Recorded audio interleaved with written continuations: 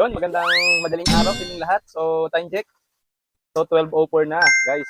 12:04. Yun, guys, kakatapos lang namin mag-bake tsaka mag-design. So, yun, ginabi na nga tayo ng tapos na sa pag-ibig at pag-design natin. So, alas 12 na nga. So, bago kami matulog, sikasuhin muna namin yung isa sa mga pinagkakabisihan namin o isa sa mga pinagkukunan namin o pinagkakitaan namin. So, yung printing namin. Yun. So, yun, guys, gumagawa rin nga pala kami ng mga ganitong ref magnet. Yan, ito naka-layout na siya. Yan guys, naka-layout na yan, nakakapit na rin sa pinaka magnetic sheet niya. So yan, ito yung layout natin, sobrang ganda. So yun, nag-accept din kami ng invitation. Yan, ito, souvenir, ref magnet. So yun, any na about sa printing, nag-accept tayo. So yun, paki-follow na lang ng aming Facebook page ng aming printing. Ito yan, try lang, printing, cut and creation. So yun, samahan nyo kaming mag-cut ng aming ginawang ref magnet. So bukas silang deliver nito, meron nga palang bukod nga pala sa cake namin, nag-order din sila sa amin din sila kumuha ng ref magnet po na to. So, dalawang cake po i-deliver natin sa kanila bukas. So, ito nga pala ay 50 pieces. 50 pieces na ref magnet ang order nila sa atin. So, ang isang ito nagkakahalaga ng 18 pesos ang isa. Yan, ganyan ang pagkakat niyan, guys. Yan. Glittered. So, ang ano natin dito, yung phototop na ginamit natin dito ay glittered.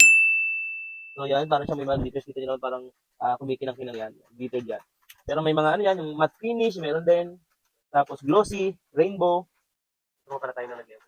So ito tayo na nag-layout nito. So nagbigay lang si customer ng picture ng bata, yung celebrant. So tayo na pong nag-layout niyan. Sobrang ganda. Actually yung customer natin ito is ilang beses nang kumukuha sa atin. Talagang regular customer na natin sila sa Kicks and syempre dito sa sa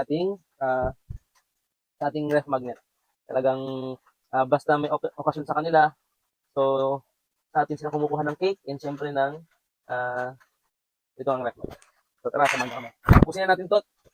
Tatapusin na namin to. Medyo talagang gabi na.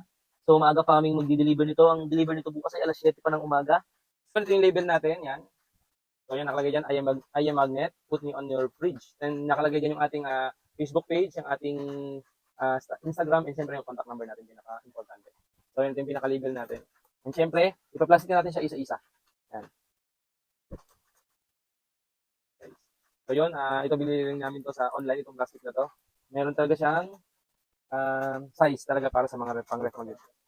Syempre, shoutout nga para sa nag-order. Yan, ang aking kumare. Syempre, si Lovely, kabatian.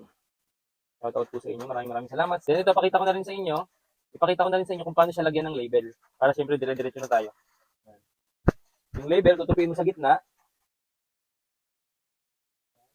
Then, stapler. Make sure mo lang na medyo pantay sila. Yan, nasa gitna yung plastic natin. Then, saka mo siya i-stapler. Yan, ganoon lang kadali. Mga lodi ko, mga guys. Ayan, sobrang ganda. Yan yung pinaka-finish product talaga natin.